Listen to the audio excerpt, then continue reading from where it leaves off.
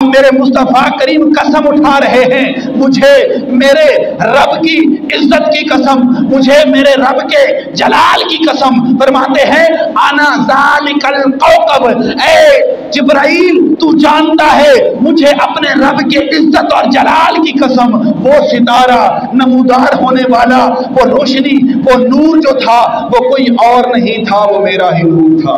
अल्लाह ताला के पाक नबी की बारगाह से सवाल किया गया हदीस पाक कि या रसूल अल्लाह सल्लल्लाहु अलैहि वसल्लम कि रब्बे ज़ुल जलाल ने सबसे पहले किस चीज़ को पैदा फरमाया, किस चीज़ को पैदा फरमाया।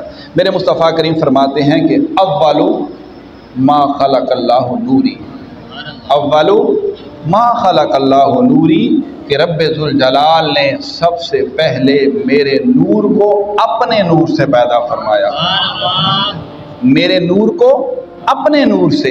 अब देखिए यार, हमारी सोच देखें कि हम कहते हैं ये दूध भी नूर है, ये किताब भी नूर है, ठीक है नहीं जी, ये अल्लाह के फरिश्ते भी नूरी मखलूक हैं।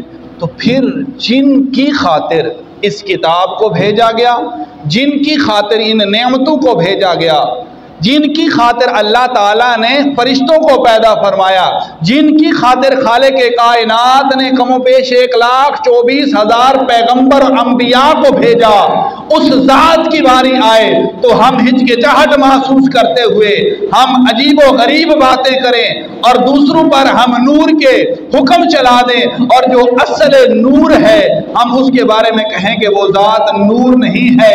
मेरे मुस्तफ़ा करीम सल्लल्लाहु अलैहि वसल्लम फरमाते हैं कि अव्वलु मा खलक़ल्लाहु नूरी, के सबसे पहले रब्बे ज़ुल जलाल ने मेरे नूर को पैदा फरमाया।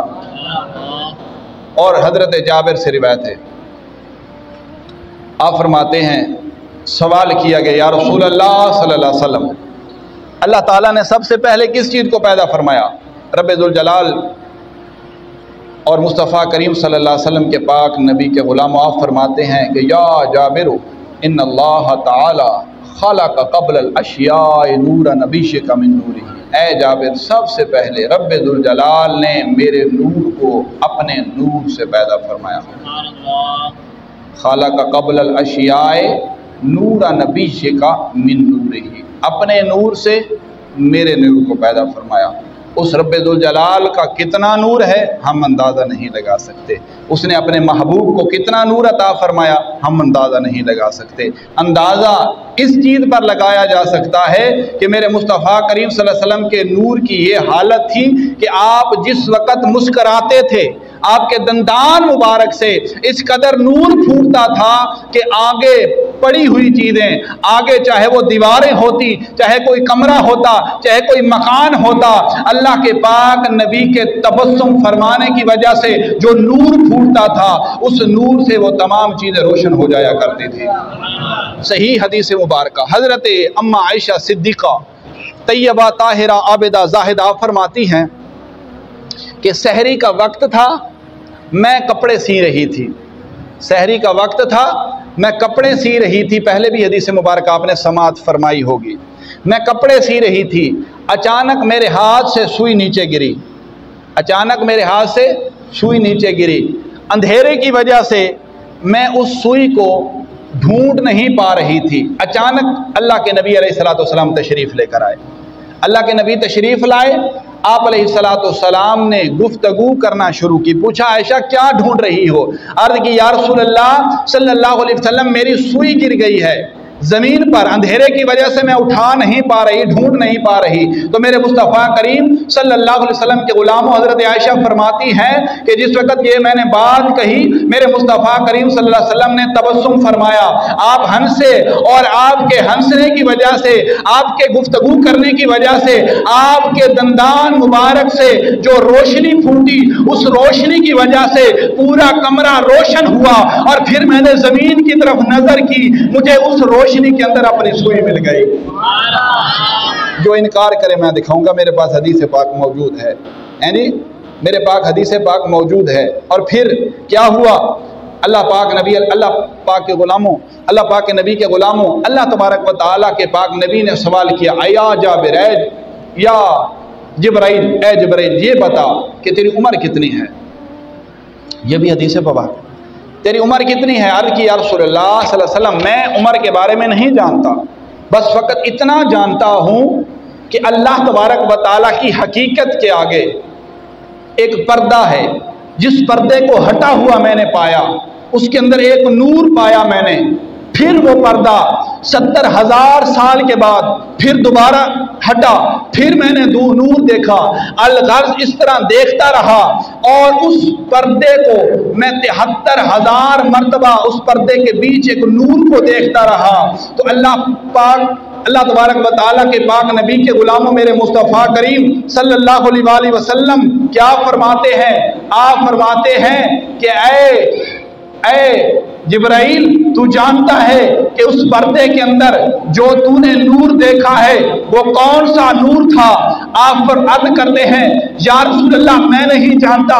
मेरे मुस्तफ़ा करीम के गुलामों हजरत मोहम्मद मुस्तफ़ा सल्लल्लाहु अलैहि वसल्लम फरमाते हैं या जिब्राइल व इज़्ज़त रब्बी अना ज़ालिकल कौकब, या जिब्राइल व इज़्ज़त रब्बी अना ज़ालिकल कौकब।